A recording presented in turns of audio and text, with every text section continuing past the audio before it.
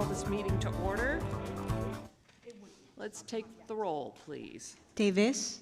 Here. Jimenez. Kamei absent. Foley. Here. Cohen absent. We have a quorum. Great, thank you.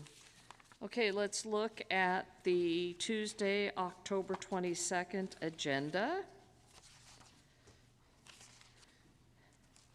Council starts at normal time of 1:30, and we do have an evening session at 6.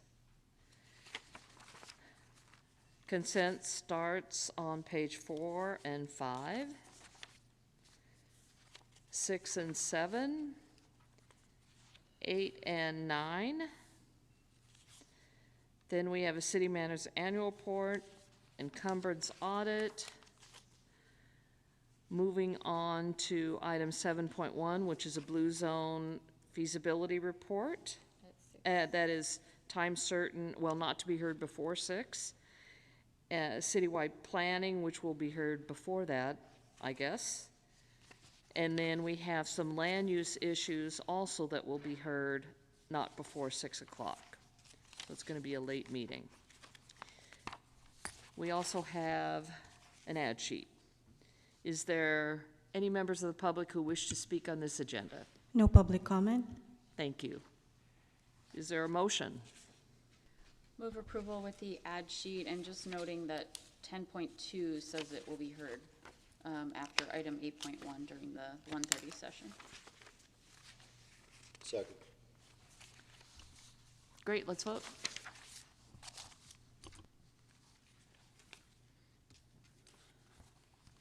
Thank Motion you. passes. Thank you. Next item is the 10:29 agenda. Regular session is at 1:30. Closed session. Consent starts page 4 and 5. And then the regular agenda. Nothing unusual on page 6 or 7. That's it. Any members of the public wish to speak? No public comment. Is there a motion? Move approval. Let's vote. Motion passes. Great, thank you.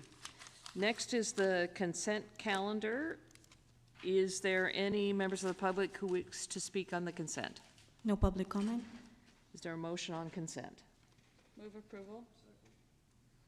Let's vote.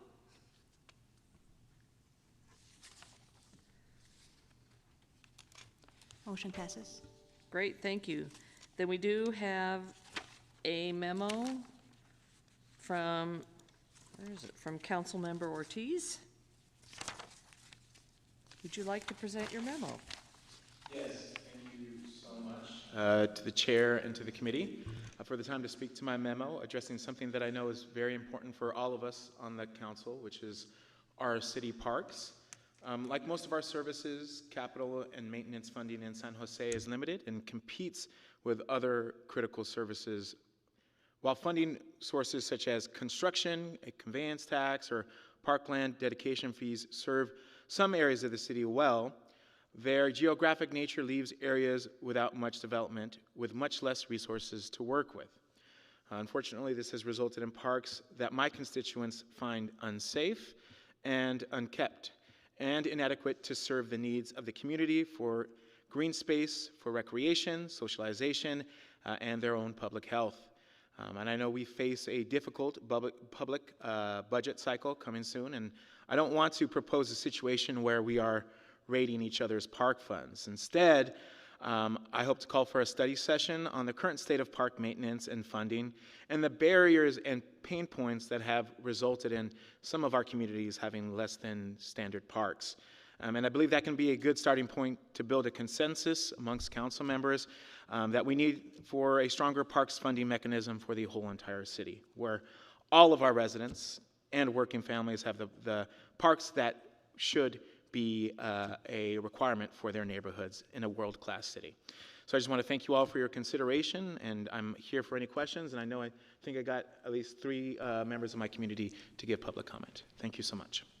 Great, thank you, council member. Do we have any members of the public who wish to speak? Yes, we do. We have Danny, Melissa, and Maria. Please go ahead and make your way to the podium. Whoever gets to the mic first can go ahead and speak.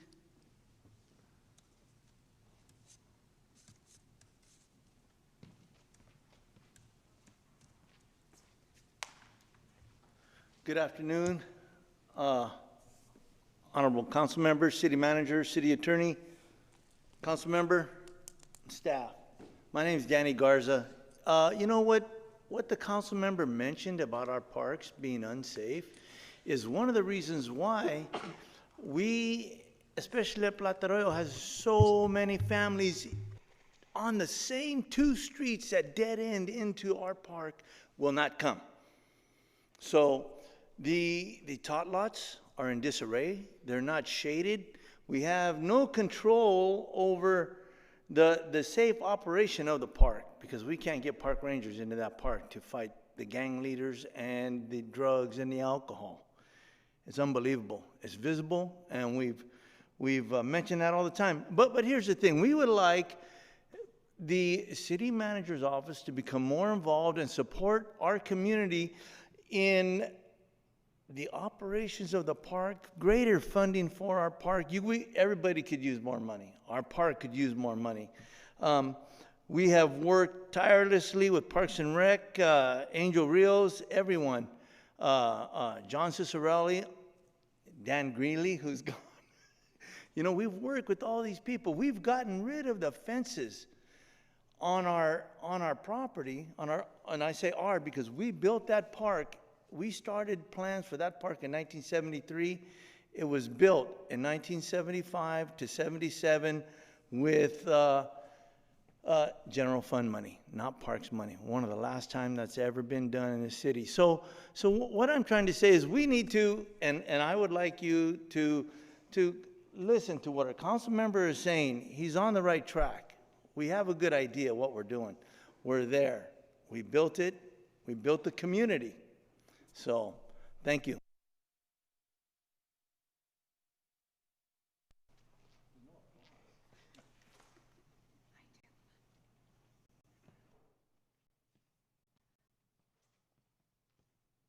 Good afternoon, everyone. My name is Maria Reyes, and I'm from Casal Community. I support Peter Ortiz in this movement. I live next to Reed Hillview Airport, and I also live next to Hillview Park.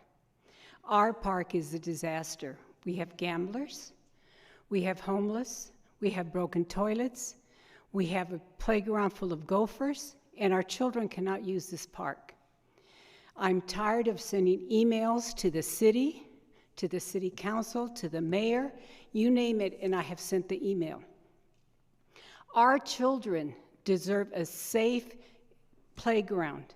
They deserve to be children, to enjoy a park where they can come, where they can run, where they can see trees, where they can go around barefooted and not have to worry about stepping on the dog shit. And we don't get it. I don't know what it's going to take for the city to take a good look at where our children play. And I'm talking about the brown little children who live on my street. I am angry and I am frustrated because I feel that my community continues to speak and no one listens. So on behalf of our children, I'm asking you, please support Peter like we're supporting Peter, because our community has to become a safe place for everyone to live. Thank you.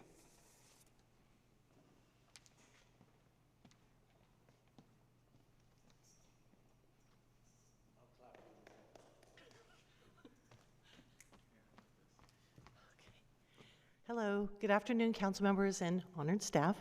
I'm here today to support, my name is Melissa. I'm from District 5, Mount Pleasant neighborhood. I'm here to support our council members' memo for a study session on parks maintenance and capital funding. As we all know, parks are a representative of healthy communities. Open space, greenery, trees, and dynamic play structures are all important for our children, families, and seniors. We all understand that. But East San Jose is often overlooked when it comes to infrastructure and facility upgrades and development. And development of our parks are no exception. Development and maintenance of our parks are no exception. I'd like to ask for equity in funding, and allow our community our voice in regarding how our parks look and how it's funded and how we can better advocate for them. So I'd like to ask that we start this conversation with the council member's memo, his study session, and we take a look at how park funding works, and that we can ensure that it works for all residents fairly. So in closing, I just want to say, again, like all of us, we are here to support our council member. Our council member is our voice. He's doing a wonderful job of representing us in District 5, and we are here to support him as well. So I'd like to ask you to request that you approve the memo to review our current policies and processes. Thank you very much. Back to the committee. Thank you very much. Anyone else? Back to the committee. Okay. My colleagues have any, Dev? I'll move, I mean, sorry, Councilmember Davis. Thank you. And we have a motion. I would be happy to move approval. I'd be happy to second that motion. I just want to check with city staff. I actually think this is a great first step in raising the visibility of the issue as a first step to getting this on the ballot. So I commend you, Councilmember Ortiz, for thinking about this. We've put that question about whether or not we can raise money for parks into our surveys for many years. Almost every year that I've been here, and we never get to the threshold that we need. But I was reading this and I was thinking, we also haven't really made this an issue in the public in this way, to really make it clear to people who maybe don't go to parks on a regular basis or don't have one in their neighborhood and maybe don't think about parks for whatever reason. We haven't made it visible to them that this is an issue that our kids really need.